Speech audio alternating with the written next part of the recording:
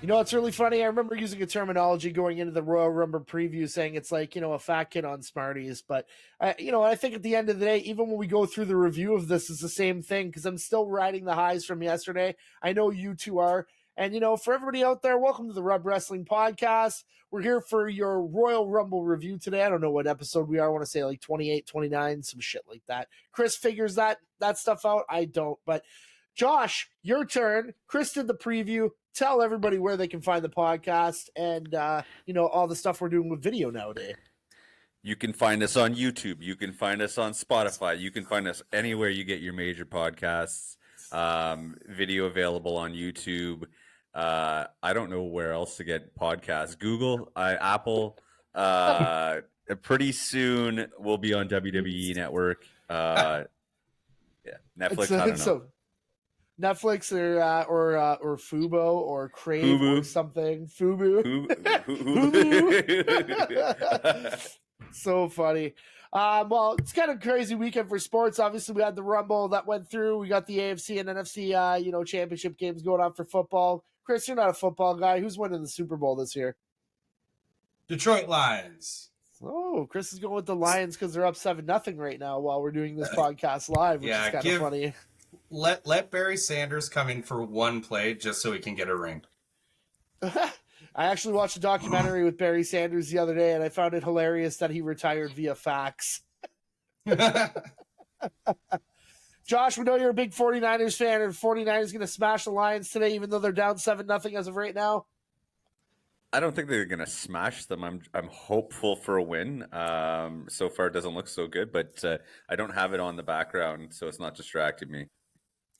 I think mine's like if you were to do like a clock rotation, if you were to look at my thing where I was sitting, like pretend you're me, it's at like a 10:45 range on my thing, so I can't even really see it. I just can kind of turn my head like that and just kind of see the score, and that's about it. But that's not why we're here. We're not here to talk about NFL. We're not here to talk about how surging the Vancouver Canucks are and how they're the best team in the NHL right now. We're here to talk about the Royal Rumble and how awesome of a show it was last night. I mean, I don't know about you guys. We're going to kick it off just by let's talk about the overall show quality.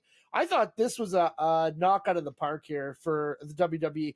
Women's Royal Rumble to kind of start had, some little intricacies. There was kind of like some like faux pas and stuff that kind of happened, like little mistakes here and there. But I think if we're looking at the overall quality of this show and how it was an AEW-esque like 3 hours and 45 minutes when we actually watched it last night, I thought it was great. Josh, what were your thoughts just overall about the show? We're going to go into everything singularly as well during the podcast as well, so you don't have to go too much into it. But like, if you had to rate this show from using our S tier to an F tier, like being top to bottom, how would you rate this show? Yeah, I mean, I was really pleased with the show. The women's Royal Rumble was great. It was a little sloppy, like you said. But yeah, I thought that the show was probably like an A-. There was some spots that were a little bit clunky and a little bit like difficult to watch, but the way that it was booked, all the results, I think that it did justice of a Royal Rumble, and I think that it was great. Yeah, Chris, do you agree with that statement? Do you think A- is your grade that you're going to give it? Do you go higher? Do you go lower? What were your thoughts about the entire show as a whole last night when you watched it live? There's a lot of things. There's a lot of things that go into it. I mean, it was a tough week for WWE, so the fact they pulled this off, to me, I liked it. I thought the women's matches, it had its points, but I think as Josh said in the chat, like you expect a Royal Rumble to be sloppy, but it was a little more sloppy than usual. If the women's match was a bit better, I would give it an A. I agree with Josh at the A-. I think every match picked it up after that. I think overall, especially, I don't think maybe Matt more than us, but I don't think Josh and I have been tuning into WWE as much lately. So for us to come back into, it was like I was, it makes you think, oh, I should have watched more of it. So I think they knocked it out of the park with this one. I think everything involved, everything that's happening, there's a lot of potential for that show to be an absolute disaster. So Yeah, and I think like with Royal Rumble, especially with how many people you have in the ring at the time, that you're gonna have some sloppiness. You're gonna have some stuff kind of go over. I think we were talking about it on the chat last night. When we were kind of looking at, I can't remember what it was. It was like Shotzi went to pick up Nia Jax before, what's her face? Maxine Dupree went to do that reverse worm or whatever, and she's like, "Leave me here." Like you could actually see it. Like so, small little camera things. But I also found that the camera work they had last night for the production actually made some things look a lot better, which was more found in the men's match. I think if the sloppiness really wasn't there in the women's match, I would almost even argue that the women's match could have been better than the men's, just because there was more things that kind of came up, like more kind of surprises and kind of secrets that we saw in that match. There wasn't a lot in the men's match, which is something that I'll talk about later. But overall, I'd probably agree. I'd probably give it an A. It kept my attention all the way through, which is something that Raw and SmackDown doesn't really have a tendency to do for me sometimes. Raw, especially due to the length of the show. But I watched SmackDown the night before too, and I thought SmackDown was actually a good run-in to the Rumble as well. I think they WWE did a really good job trying to get the event off and doing a great job. So what we'll basically do to start it off, holy shit, we're on video. What the hell was that? At least I was muted. No, I heard the whole thing, so you definitely were not muted at all. So really? We're all gonna hear that massive sneeze, which is fantastic. Get that on the cutting room floors there, Chris. Same thing in the previews. We have some technical difficulties trying to get used to video, which is fun. I like, this is my thing about podcasts. I don't like them over edited. I love that shit. It's so funny when it happens. Like if that door, for sure. I mean, that's just what happens. We're all in basements, right? So that's the reality of what's going on. I'm not in a basement. I'm on a main floor, motherfucker. Are you on a main floor? I'm on a top floor. I'm on the top. I thought you guys were all in basements. I'm in a basement. My basement's a shit show. It's got workout stuff in there. Some police and shit. But okay, off this, we're gonna move on to the women's Royal Rumble match. So we kind of alluded to some of it. Obviously, we talked about the betting odds. The betting odds held true in this. Bayley was your victor. Chris, I know we talked about the preview about who we wanted to win and stuff like that. Do you think after watching the performance that Bayley gave, and on top of that, there's some really good performances. One from Naomi, somebody with Jordan Grace coming in from TNA. There were some really cool things that happened. But when you look at the overall victor of this match, is it worthwhile, and did it do the WWE justice moving forward on the road to WrestleMania? I for sure think so. I called Bayley. If you guys don't remember, I called Bayley winning the Rumble. It makes sense. I think like I explained the last time, like, every once in a while, like in 2017, you see a veteran come in and win the Rumble, like Randy Orton did. So I thought it was super cool that she was in there. What, she broke the record? Did she not? Yeah, so Naomi broke it first, and then when Naomi got eliminated and Bayley won, then Bayley broke it like 3 minutes later or 4 minutes later or whatever it was. The endurance. Yeah. See, like the writing's getting a little bit different, and it's already different because there's so many stories within the Royal Rumble now. It's not all of a sudden you don't have to pay attention to just one thing, right? So they have that record on screen, and then they're showing you who's beating who. So that's a storytelling I like, where there's little other things to pick up, like during it. They may not win the Royal Rumble, but two people like I guess we're going to talk about it later, but yes, I do think it does it justice. I think Bayley's a good choice. She's been in the spotlight, but she hasn't been in the ring as much. So it's kind of like it's kind of she's always been there, but now she's coming back with a force, and like having her just because she's Bayley, she's carried the company before. So to me, it was good. It was good just to see her last that long. It was good to see her get out of there, weasel under, and push people through. And yeah, I think it's a great choice, and I hope she goes for Io Sky, because that could get pretty interesting. Josh, do you agree with Chris's statement? I see you kind of nodding your head there, and I think everybody can see you nodding your head. But do you agree wholeheartedly with that statement that Bayley should be the right victor for this? Well, I was nodding with the idea that she should feud with Io Sky versus Rhea Ripley. I think that she was the right winner. I do agree with what you said earlier, Matt, that the women's match was booked better than the men's match with how things went about. Like Yeah. I found that in the women's match that like they carried the stories over from like what happened in Raw and SmackDown, and you see like people pairing up, and that was good. That like made the story go a little bit, like that made the Rumble make sense, and it allowed for future storylines to happen, and it gave you special moments. But I also agree that like it was super clunky, and I think that like part of the problem, and we kind of talked about this, is that like a lot of these women, they don't get as much time on TV in a match that's, like how often are any of them going to be spending more than 20 minutes in a ring? Maybe five of them spend more than 20 minutes in a ring. And so it kind of felt like it was like spot monkey heavy, and it's really difficult because like there's only a few of the women that were in that match that are so physically capable that they can pull some of those spots off.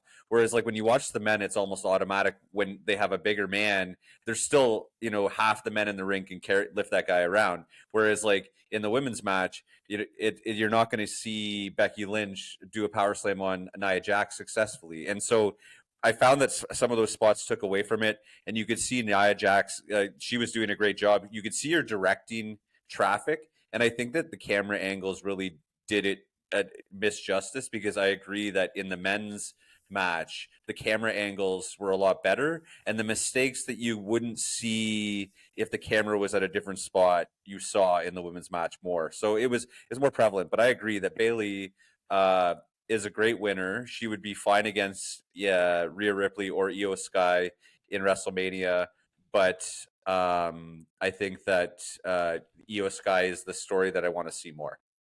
Yeah, you know what? I think I'd have to agree. I think you could have gone any route with a couple people with who the victor was. We saw a whole bunch of things that come in, and we'll talk about that next. We saw obviously Jade Cargill come in. We saw, just returns that we massively saw, which I'll highlight before I ask you my next question. But I think Bayley's a great choice. I think the choices that we even had, like Becky Lynch, potentially a long shot with Nia Jax, something like that, where they would come through that really could kind of be something strong. Like I had a buddy that was watching wrestling last night, and he's watched a lot of old school wrestling, but hasn't watched a lot of the new stuff. And I said, when he saw Nia Jax, he was like, holy shit, like she's like going to kill everybody. And I'm like, well, she's probably not going to win. But I said, at the end of the day, like I said, it would be really nice to see her win and really have a nice 3-month build up. But I think overall, I think Bayley's the best choice with the storyline. I agree she would mesh well with Ripley. I'm also hoping that she goes for Io Sky, because I think like Bayley and Damage Kotaro doesn't really, doesn't really. I see you get that joke. That's good. But I don't think Bayley really fits in that group anymore. And I think part of that storyline is trying to get Bayley out and maybe try to go out on her own, do something different. And maybe it's worth a face turn at this point. She really wanted to go heel when she staled out. To me, maybe she staled out a little bit as a heel, and it might be worth it to go back to being a face, right? So a lot of options there, and I think it's a good pickup. Now, a lot of crazy shit happened in the Rumble, right, too, guys? Like we talked about, Naomi went over 60 minutes in her comeback from her contract basically ending in TNA, where Josh mentioned that she was Trinity Fatu over there. Jordynne Grace coming in on basically like a loan deal with the TNA title in the early part of that match. We didn't get to see Mercedes Moné. We didn't see that, but we saw Nia Jax come in. We saw Jade Cargill make basically her debut in the Royal Rumble, and she looked fantastic. Like I didn't feel that she was super green. It looked like she kind of like did a lot of wrestling like practice and stuff like at the Performance Center for the last few months to get ready for this performance. She looked great. Her facial mannerisms were great. She looked like a power bitch, and that's what I love about Jade Cargill. And because she's just so strong, right? Like it's unreal. But everything from the eliminations and everything worked out really well. Chris, like if you were to pick like maybe one of those things I just talked about, what do you feel was, other than Bayley winning it, probably your highlight of the women's Rumble match? You're on mute. Jeez, still figuring this out. Okay. I really liked one of my favorite parts was Jade Cargill and Bianca Belair facing off. I thought that was I think they did it well. I don't think anybody argues that Jade Cargill has any problem, on the kind of, being a heel or being being a I'm better than you actress, like for the part. I don't think anybody argues that, but it was in ring work. But her in ring work was good. That was one of my favorite parts, and I was so surprised to see Jordan Grace in there. I didn't think I was going to see that coming.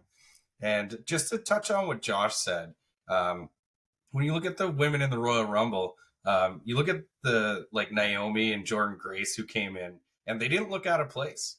But there were a lot of wrestlers there who were part of the WWE roster who looked out of place. So it goes to show, just to piggyback on what Josh says, the more time you get on TV and the more time you get to work, like it shows how much benefit. how much better that can make you. Because yeah, so yeah, I guess even with the clunkiness, like I was still entertained. So there's still nothing wrong with it. I had a great time watching it, to be honest. Yeah, for sure. Josh, when you look at kind of what I just said on that list, what do you think your highlight with the women's Rumble match was? Yeah, it's hard. I'm looking at the list right now of like who came in. Like I would say that like for moments that were the most impressive, would it be like the double overhead press with Jade Cargill and Bianca Belair. When I think about like the work or like the transition that I saw with some of the wrestlers, the one who I was most impressed with, I think was Tiffany Stratton. When she came in, she actually looked like she was like moving solidly. Like that's my kind of women's wrestler that I really enjoyed. Like, she looked like she hit hard. But I just kind of, the most impressive thing about this is that the storylines actually all mattered in this, and like everybody had a little part. The tag team stuck together, those things, and so like I really think that all of these women did a really good job at keeping the storyline together. The physicality and some of the move sets were a little bit clunky, but like they kept it in like a way that now they can go on to WrestleMania and everybody's kind of got an opportunity to work. And that's kind of one of the things that I like most about a big match like this, is that like if you can create further storylines out of the Royal Rumble, then you've had a successful event, because then people are invested in these people for a longer period of time. 100%. I think the highlight for me of the whole thing, the whole kit and caboodle, is, yeah, you have your little moments here and there, but it really was the storytelling. The storytelling was unreal, which is something that we don't necessarily get from WWE on the women's side. For unless we get like a 3-month feud or something, that's, the month feuds don't really add up for the storytelling. But you're right, tag teams stuck together, they helped each other. They just kind of stayed in line. Bailey yelling to like the Kabuki Warriors, like, what was the plan? This wasn't part of the, like, you know what I mean? It was just those little, it was the little things that added to that touch, or to that. It's kind of like being a chef. It's the seasoning that adds to the dish, right?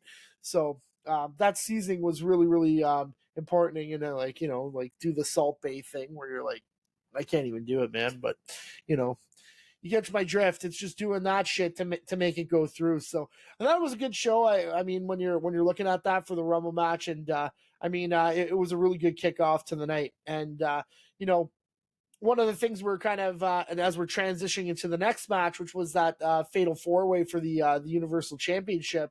One of the things I said to myself is, I said, if they decided to not have a route where the Royal Rumble was the last match on the men's end, and that this match, that the undisputed Universal title or whatever, was the final match, I think that's where we would have saw Roman Reigns losing the title. As the second match, I wasn't so worried that he lost it, but overall, guys, I don't know what you thought, but I thought it was still a really good match. Everybody worked well. LA Knight got like some massive pops in there, which was great. And, kind of like what we talked in the preview on how he was we thought we kind of ranked him as the weakest of the four. The crowd really did side with him, and that kind of pushed his stock up a little bit, back up from, dropping of going against AJ, Orton, and Reigns in the same match. He didn't look out of place. He was able to hit the BFT at one big shot on Reigns, which was a big hit. I think the WWE did everything they could to make him look strong, but I think overall Reigns retains his title. One step closer to that Hulk Hogan. Chris, is this the outcome that you expected? I'm going to assume yes, but do you think the performance of the match of all four were really good, and that it really leads into Elimination Chamber with something strong? Sorry, I'm trying to fix my mic. Can you go to? I'm on the wrong mic right now. That's all right, Josh. So you can answer. So Josh, you can answer that question. Basically, do you think that the WWE did the right thing moving forward? Like, I obviously think a lot of people would have assumed that Reigns retained here, right? Does this move that story with these four men into a better direction going into Elimination Chamber? Yeah, I think absolutely. I mean, we all kind of knew writings on the wall. Roman Reigns is going to retain. Likely AJ Styles is going to take the pin. That's exactly what happened. Likely Solo Sikoa or Jimmy Uso were going to get involved, and that's exactly what happened. So not a surprise, but like they definitely built it to where you could believe that Roman Reigns was going to lose in the moment. Uh, ultimately they string us along long enough that it plays out exactly how we expect.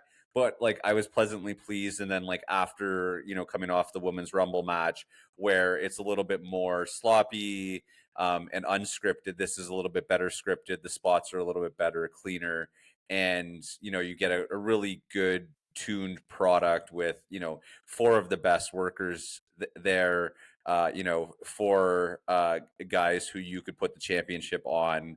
LA Knight, is still a little bit unproven in WWE and this with the championship, but I think they just need to pull the trigger on him.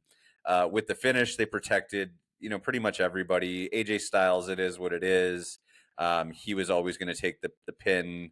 It'd be interesting to see him maybe like taking a run at Gunther or something like that going forward. He could be a viable option to get the IC title off of Gunther and move Gunther into that title picture like we talked about. But yeah, I think that this is exactly what WWE is going to give us. And like, I'm not going to be surprised when Roman Reigns beats Cody at WrestleMania, because like, it seems like that's the way that this is going to be booked, and we're going to be not punished, but like, I just think that it's you're almost setting up like Roman Reigns' legacy is him not winning his matches on his own, and that's fine when he's playing a heel, but like really it's kind of like it's just getting old for me, and it's been old for a while. So Yeah, it seems that there's definitely been a lead up point for when you kind of look at the Cody Rhodes story, and obviously, if you're kind of waiting for the results, Cody obviously did win the men's Royal Rumble, which we'll talk about after, but because we're going in order. But when you look at this, the whole thing, Chris, is your mic back up and running now? You're good to go. Are we kind of waiting too long on this story at this point? It's been going for a while now, so it has like it does get its staleness. But I don't know. It's Roman Reigns. He's getting crazy heat still. People are still booing him. So yeah, it's been going on for a while, but like it works with him. You can't really do it with any. I couldn't think of it working for anybody else. So I think they have their horse to do it. So you might as well do it. You might as well pull the trigger and run with him as long as basically until he's done at this point. Might as well have him as a main eventer the whole time. He's carried the ball. He kind of deserves to go out the way he wants to go out as well. So I think that's good. But sorry, to further on the match while I was dealing with my microphone thing. Yeah, I like that match a lot. It was I thought it was a great match, especially when you have those four in there. And we did talk about how LA Knight was kind of the loosest link, but I thought he had a really great showing, like in the ring, which is usually sometimes we've been a little disappointed with his in ring work, but I thought everything in that match went well for me. It's weird how good of a show I thought it was. Yeah, I think like there's a lot of cool things there. I think like this is for me that this kind of four, it's like it leads well into where it wants to go, but it to me it's like it doesn't know where it wants to go. Like Elimination Chamber, I think last year, if I can recall, the SmackDown match that they did at Elimination Chamber was not for Roman Reigns' title. I believe it was for the United States title when they did the Elimination Chamber last year. So I'm actually really interested to see what's going to happen going into Elimination. Will Roman's title be on the line at Elimination Chamber? Because he actually fought Sami Zayn, right? Instead of being in the Elimination Chamber match. And a lot of shit can happen in the Elimination Chamber when you get to that point, and that's almost like the final point where if they're going to make a change before WrestleMania, that's where it's going to come, right? It's going to be at that PLE. So it'll be Could really be Gunther. interesting. Yeah, it could be. Like, there's a lot of things that could happen there, and I, you know what, you could have a scenario where I think you might see Seth lose his title at Elimination Chamber. It might have somebody a little bit different going in for the World Heavyweight Championship. There's so many little things that can kind of happen here, but the real question is, moving forward with the storyline, is Reigns going to be in an Elimination Chamber match? And I think if he is, that could be something that comes up as well. Like, there's some little nuances here. It's not really set in stone what the next 3 months hold on that side, right? For the Universal Championship until possibly Cody wins it. I don't think there's a way really around if Cody's going to get Reigns at WrestleMania that Cody doesn't win at WrestleMania. Like, I can't see them not giving it out twice. You're just running that storyline longer and longer. I think longer than it really has to be. And Cody is ready to be the face of the company now, like he said in the press conference last night. For the third match of the evening, we had Kevin Owens and Logan Paul. Chris super high on Logan Paul, like that's like his best friend when it comes to talking about professional wrestling in a way. I wish he was my best friend. Well, he's loaded, right? So you just kind of look at that. But Logan Paul and Kevin Owens had a really solid match last night. A lot of great storytelling.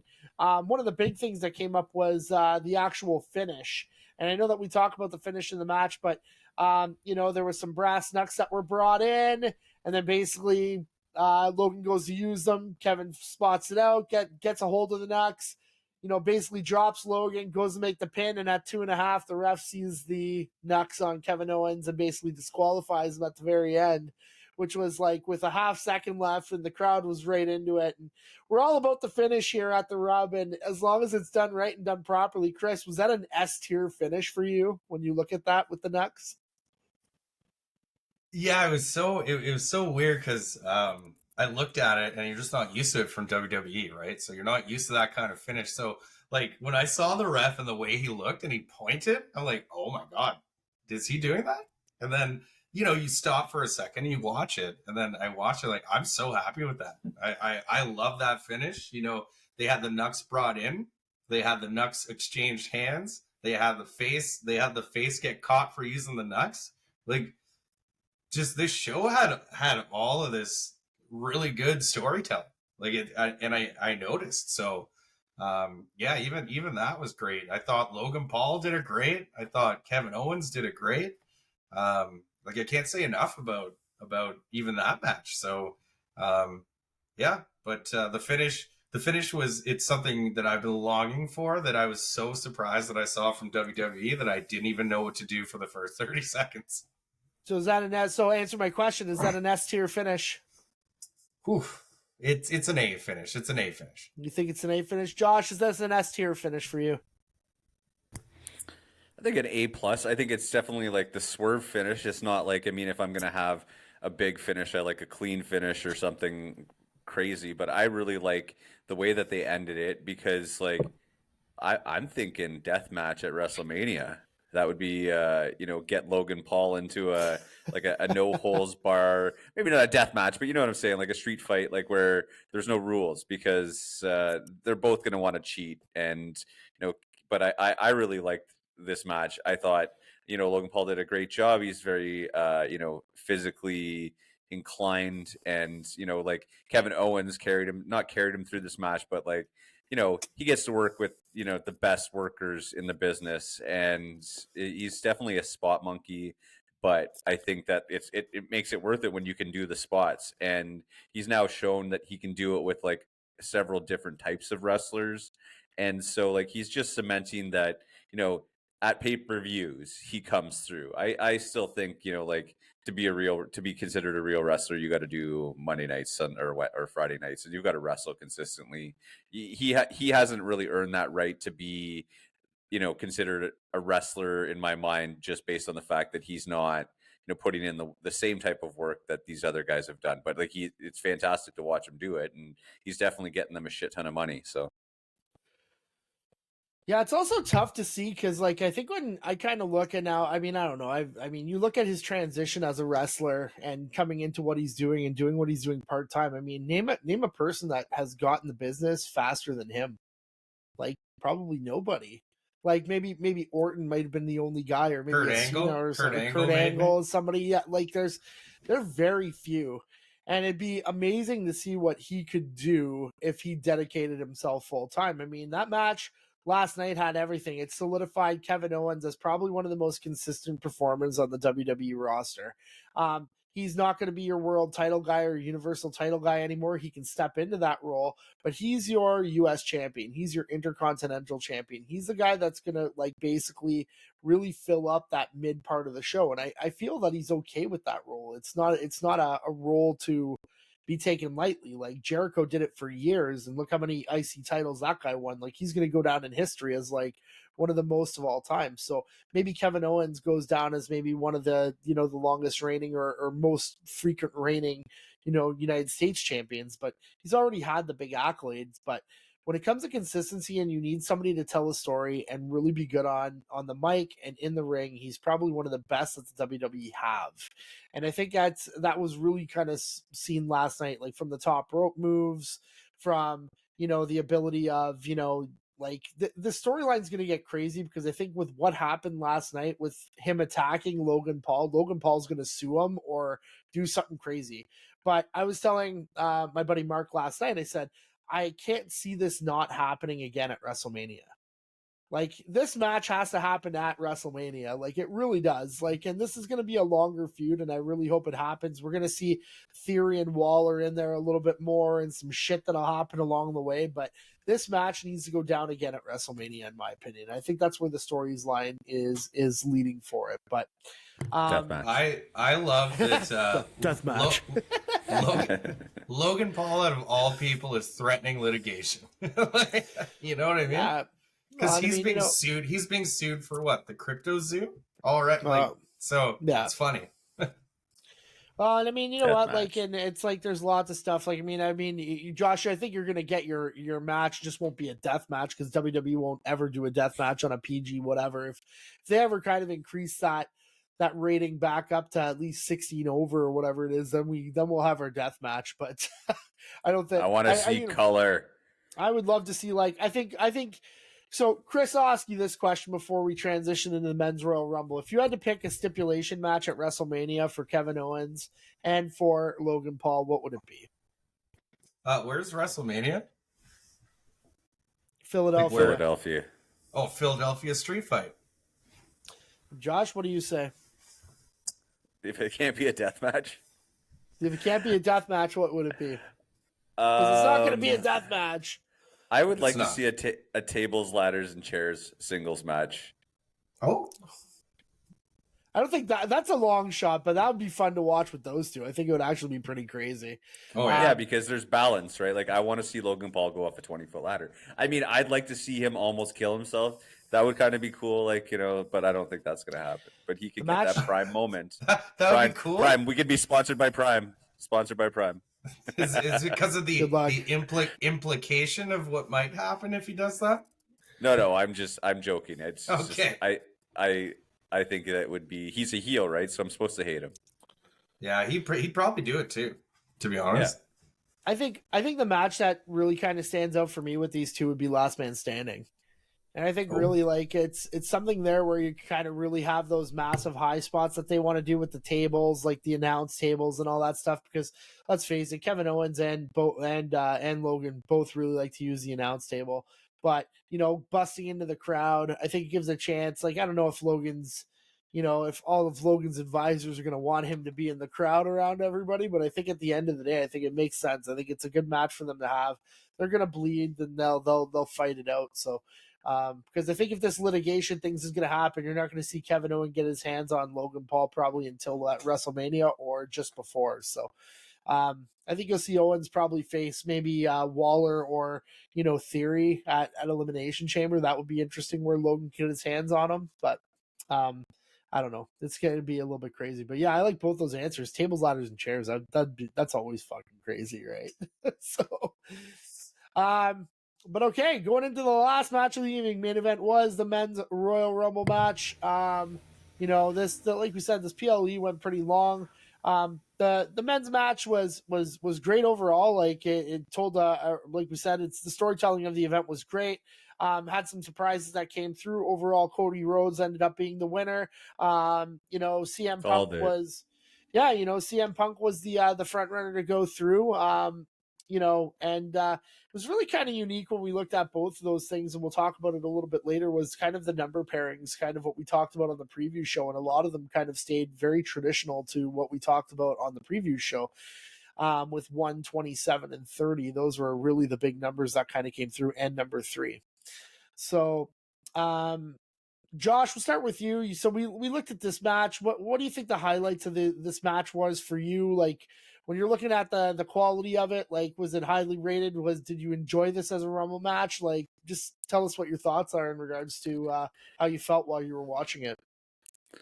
Yeah, I thought that the men's Rumble was great. I think it's it shows how in tune we are with wrestling. We each picked the top 3 wrestlers that finished in this match. Chris picking Gunther and Matt picking CM Punk. So yeah, I was pleasantly surprised. It was good. I think that they really missed a lot of opportunity with keeping stories going. Like like Grayson Waller and Austin Theory have been like building up this like story throughout the shows, and they didn't even they weren't even in the match together at all. Like there was no so I just kind of found that like there was a lot of things that happened in this match that didn't make sense to the storylines, and that's why like I think that the women's match did better for that, whereas the men's match, it was better with the spots. It was more cleanly competitive. But like a good surprise with Andrade coming in, another big surprise. There wasn't really a lot of other surprises I found. I thought it was funny that like before the show, R-Truth was trying to get a better spot in the Royal Rumble and then came out in the 24th spot in the Women's Rumble. And I was like, why would he try to get a better spot if he's 24th? Because he clearly is 24th, so he came out 24th in the Men's Rumble. So that didn't make sense with the story as well. Like it would have made sense if he did it in like the 6th or 7th spot, trying to get a better spot. It's fine. It's just like it's weird that you set these like little Easter eggs throughout the week. And I have been watching more recently. It's just it's hard to keep up with 5 hours, like 5 to 10 hours of wrestling a week. But I just found that they didn't really keep the stories going for a lot of these wrestlers. And Omos went out too early, which is a disappointment to me. And from what I read, is Braun Breaker was supposed to be Brock Lesnar, and I believe that he's pretty much the only wrestler they have that could replace Brock Lesnar in that way, because that's how Brock Lesnar would have been booked. And so it makes sense for him to eliminate Omos, because Brock Lesnar easily eliminates Omos for me. But I think that, he got a few more shining moments because of it. And it was great because I actually was quite impressed with his ability in ring, because I haven't watched a lot of NXT. So I think that it was a great ending. I'm glad that it wasn't Phil. Thank God. Chris, what were your thoughts when you were watching it? Like what really stood out for you watching this match when you were watching it live? Because I think really that's what it's about. It's really the commentary of from 1 to 30 and what people really think of it. Yeah, I liked a lot of it. I didn't think I thought I was just going. I haven't watched a WWE PLE in a while, and I liked a lot of this part too. I agree with Josh that there wasn't as much storytelling in this, but and like Kofi just gets eliminated. I think we were all a little upset about that, because you always want to see Kofi do the crazy thing. Yeah, I don't know. I kept an eye on Gunther most of the time. One of my favorite parts is the brothers at the start. That's classic. That's classic back in the day that you would get, right? Two brothers go toe to toe at the start. I thought that was cool. Or demolition when it happened to them in 1 and 2. I believe they were 1 and 2. Or Barry Darsown, whoever his partner was. Yeah, that was so. The tag team. Yeah. but yeah, so those things are cool. You get to start it off like that. I thought that was super cool. Um, you guys mentioned the camera earlier. I don't know if you guys noticed, like, McPherson take a drink. He texted me and he said that the cuts, like, to him, the cuts are a lot. To me, I liked it. I liked the cuts. I thought the cuts. I like the quicker entries too. So there's a lot I liked about it. The in ring stuff was great too. I still like JD McDonough is. I don't know. He just he's a weird looking guy to me. I can't. He looks like a. I don't know. He's just he like rubs his look rubs me. He rubs me the wrong way. I don't dislike him, but I can't.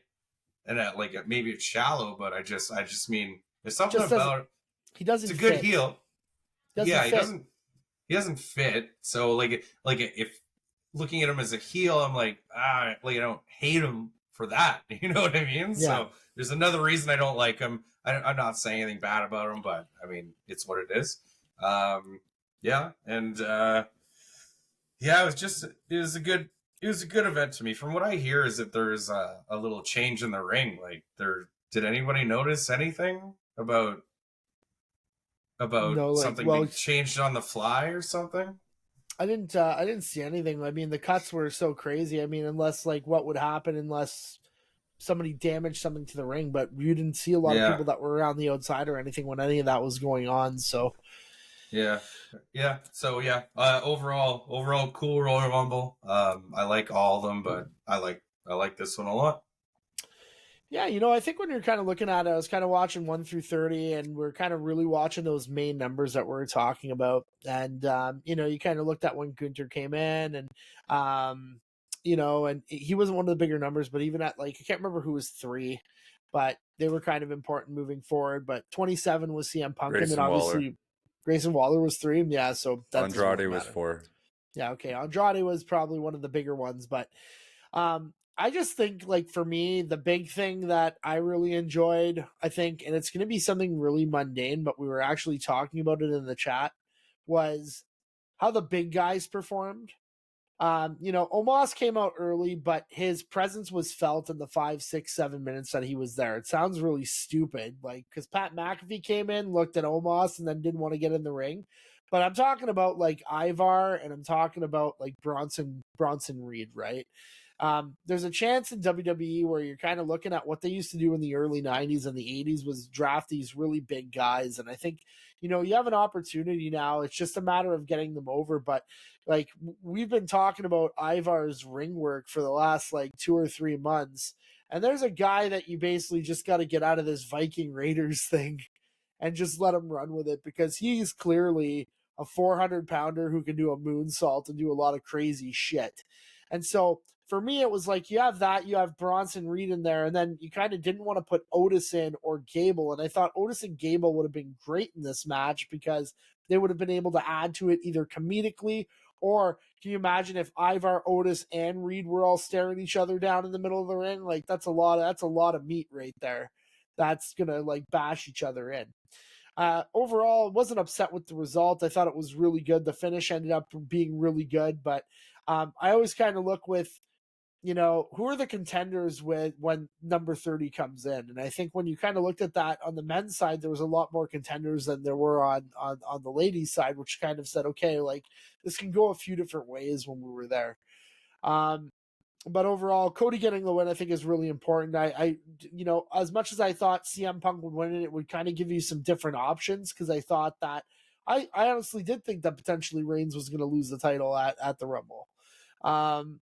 That was why I ended up picking Punk, right? So I think Punk would give you some more options on where you're going to go, but it looks like now that regardless, even if Punk finishes second or not, it looks like he's probably going to get that shot at Seth or something different there, right? Like, I can't really not see CM Punk being the front runner to face Seth Rollins, especially with all the heat, all the back and forth in the media and all that stuff, right? So I think overall, really good Rumble. I thought the whole PLE was really well done.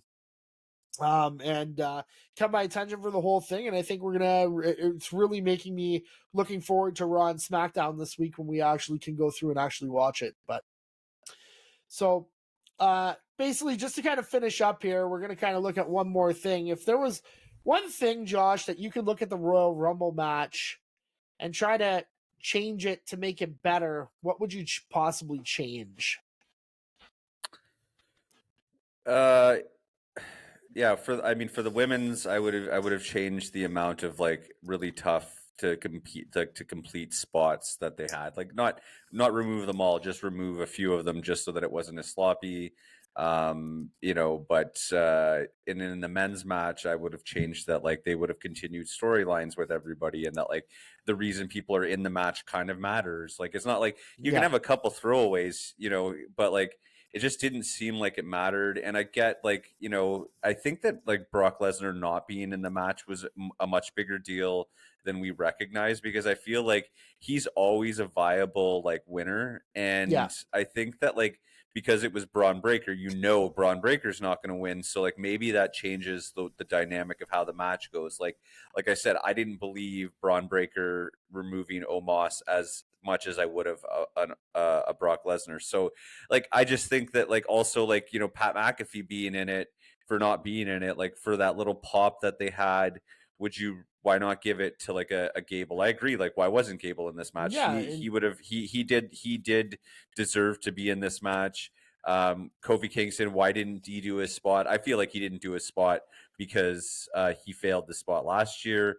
The other thing I forgot to mention was I found it really interesting that both Cody and CM Punk did a pedigree, because I think that was kind of like not just a nod to Triple H, but like this was like a bow, like, like we've come back to this company, and Triple H is he's the head of this is now that with what's happened with Vince, this is like more than just it's what's it called? It's kind of symbolic. A metaphor. It's like a metaphor, right? Like I'm trying to remember like grade 12 English, and English was always my worst class. I'm like, what's that word? It's not onomatopoeia. I know that.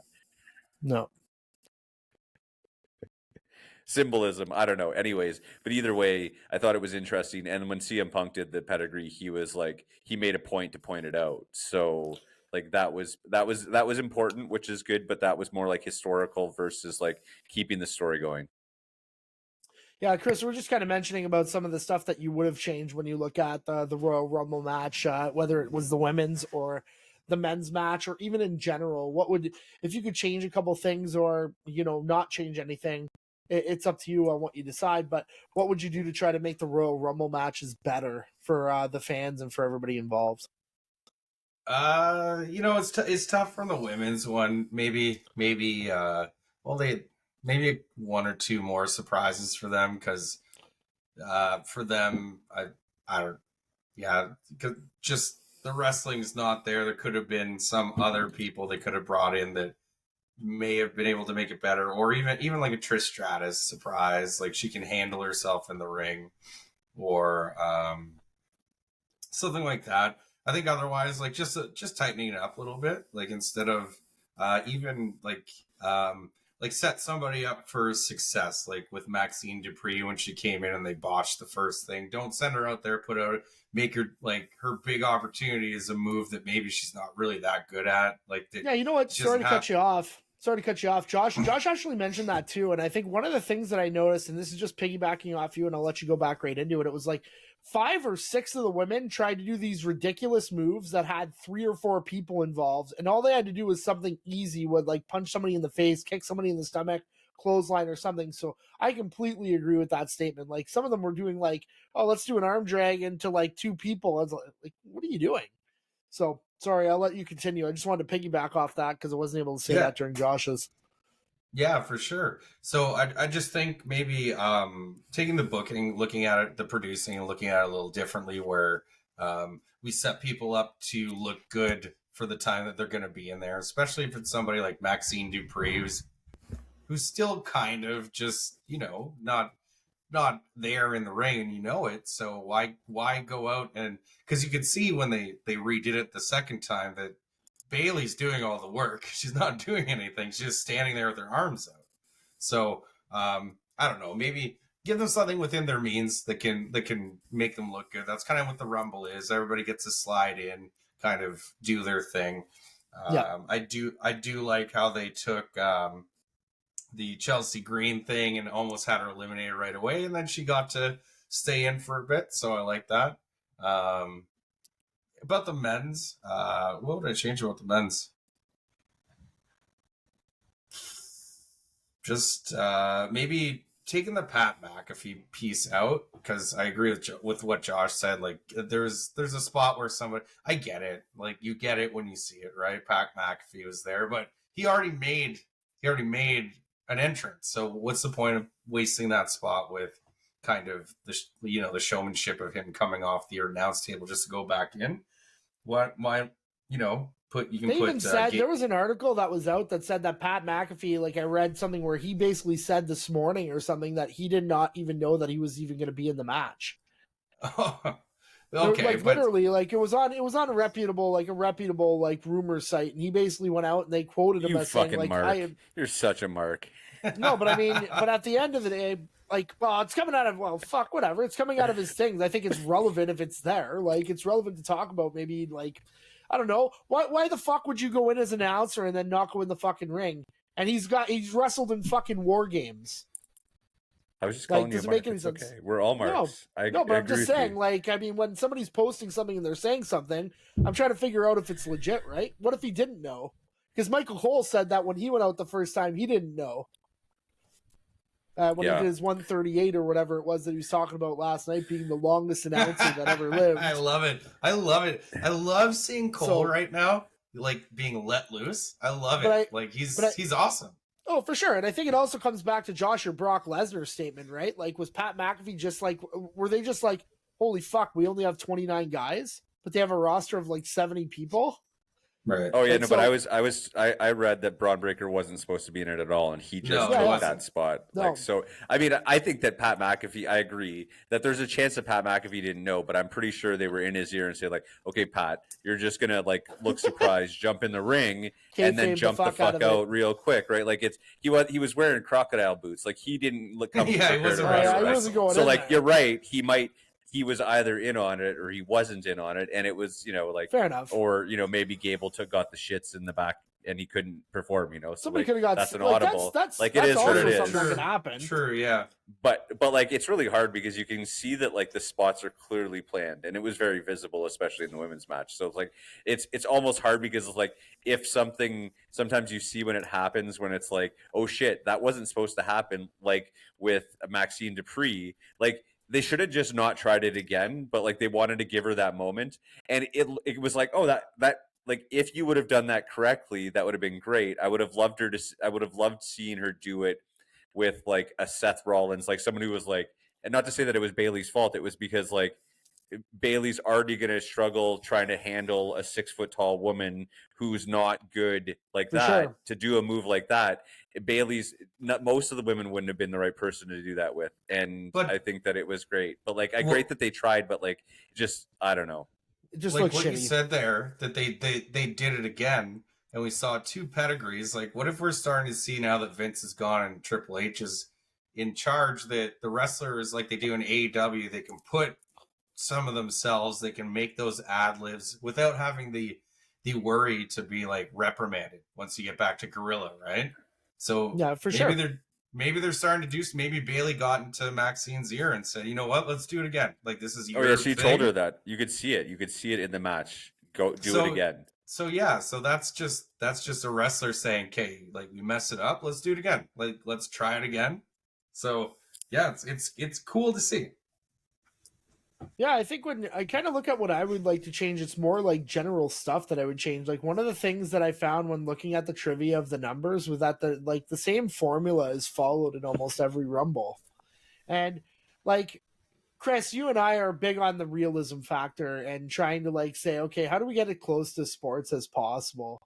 But you can't have the same shit with 1, 3, 27, and 30 and just say that like, oh, all the other numbers don't fucking matter. Because then when you start following this formula regularly, nobody's going to care about the other numbers. So it's like, how come a number 14 doesn't win? Or how come a number 8 doesn't win? Or how come a number, you know what I mean? Like, so like, it's always the same formula. 30 is always going to be a returning person if they've been out forever. Like why is 27 such an important number? Is that just because it gives you 12 or 13 minutes on camera? Like, is that the reality? Like, why does number one have to go in the last three rumbles or last 3 or 4 rumbles? Number one in one of the matches has gone like over an hour. Why does it have to be number one? Like, why can't a number 4 go in and just say, oh, that's the endurance person, right? So for me, it's like just trying to change up the trivia on those numbers, the more rumbles that we have, because it creates unpredictability. And I think that's really what it is in the rumble, is to try to have a number where it's like, it doesn't matter what your number is if you're going to fucking win it. Why does it have to be 1, 3, 1, 2, 3, 27 or 30 that wins it? Right. Like the cool thing, remember they used to have the shows where they would go in the big thing and they draw their numbers. What if, like, if you think about it, and I mean it would make it harder, but what if you know the storylines, but you still kind of do an actual random draw of the numbers of the entrance, and then you write around that, because like what you're saying is true. Like when you have a formula like that, for some of us who like sports, some of those numbers are really cool to us. Like when the Cubs broke the curse, or when the Red Sox win, like those numbers start to matter. So you could almost build like a fandom around the numbers if you did it in a different way, right? You'd be like, oh, let's watch, 3 is going to be hot this year. So like you don't get that when you see the formula like this. And I think it's to us, like niche fans who look at stuff like that, I think it's a missed opportunity. To the general masses, do they care? I highly doubt they would. I also think that the other generalized thing that I would look at is that it's an opportunity to really use enhanced statistics when you're kind of on the board. Like, I really love to see how long somebody was in there, but what if you did notable competitors that were left and just flash those on the screen every now and then so I know that, because if there's 15 people in there, I'm trying to figure out sometimes with all the cuts, I don't know who's in the ring at all times. But let's say they say, okay, the notable wrestlers that are left are, Bailey, Becky Lynch, and this at the ring at this time, or whatever it is. Just having those little things that really just make it feel more like a kind of like a sporting event is something that would be a little bit cool. I don't know if you could do randomized to try and make the stories the way they would, but I think there's a way that you could have your stories happen properly. Like for me, it's like Jay and Jimmy didn't have to be 1 and 2. That gives them the 1 and 2 will get them to be head on, but they could have been 5 and 6, and you could have still done a stare down with them in the ring for 30 seconds or whatever until number 7 came in, right? Like, so there's just different ways that you can do it. I think that like if you look at like who starts, it's typically like the biggest workhorse in the company, and like those two guys, like Jimmy and Jay, have been two of the biggest workhorses for the company. Same thing with like you look at like Bailey and Natalia was, I know Bailey was 3rd, so like Matt, it comes true this year. I mean Cody was 15, but like I agree. It's 100%. Like, it doesn't make sense why there's specific numbers. And I think that, like, maybe they feed us that information so that it's like, oh, look out, someone important is going to be one of those guys or girls or women. But I think that, like, you could do a draw around, like, a randomized draw. And, like, really, 5 guys really matter. 5 women really matter in the story anyways. Those are, like, really the 5. And I one of the things that I was super disappointed about with this women's rumble was that, like, when they did the marquee, they only put 4 or 5 people in the front. So you're like, those are the only 5 that are really viable to win. There's not going to be any surprises. With the men, they had like 8, 9 because they invest so much more in the men than they do the women.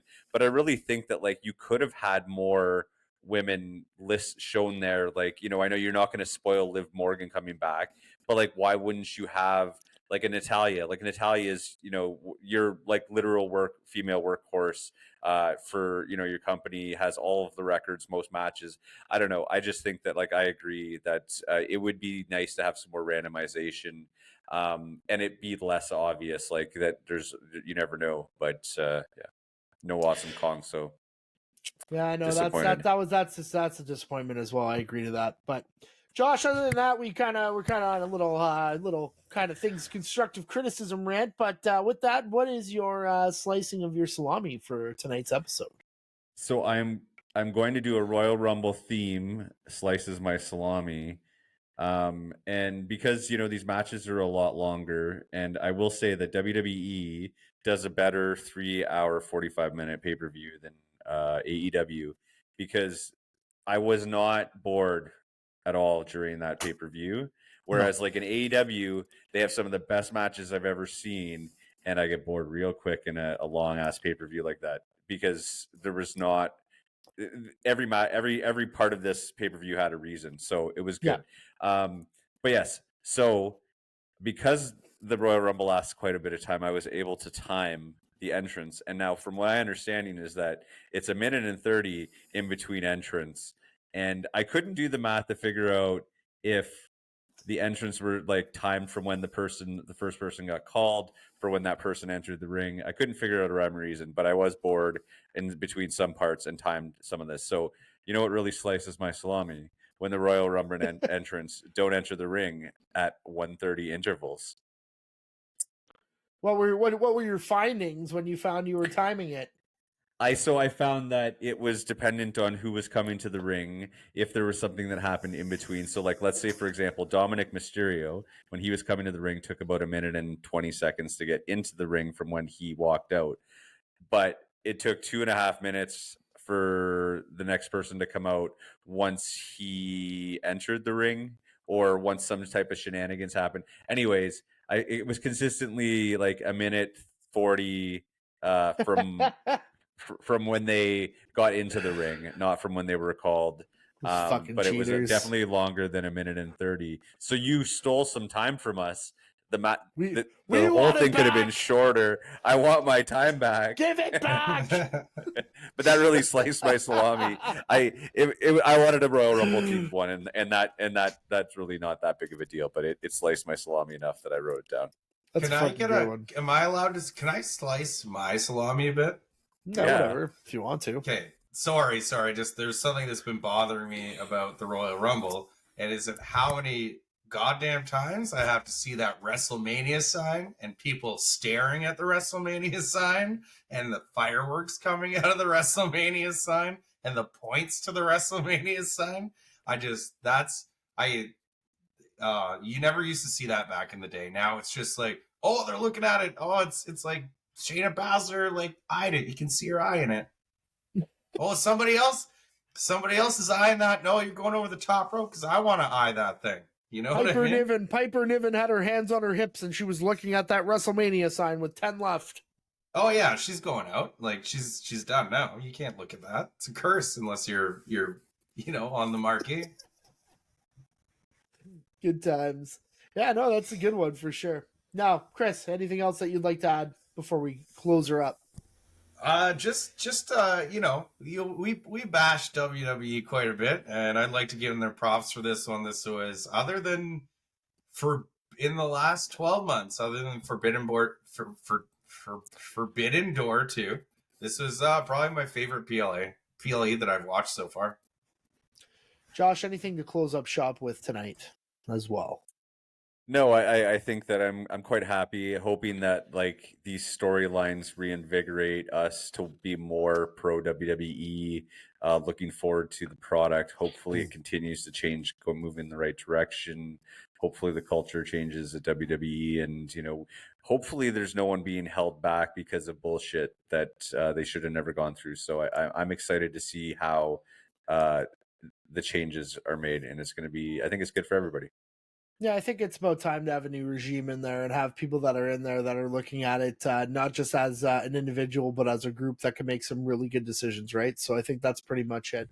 So other than that, with that being said, wherever you are in the world tonight, good morning, good afternoon, good evening, and good night. With that, we bid you all adieu.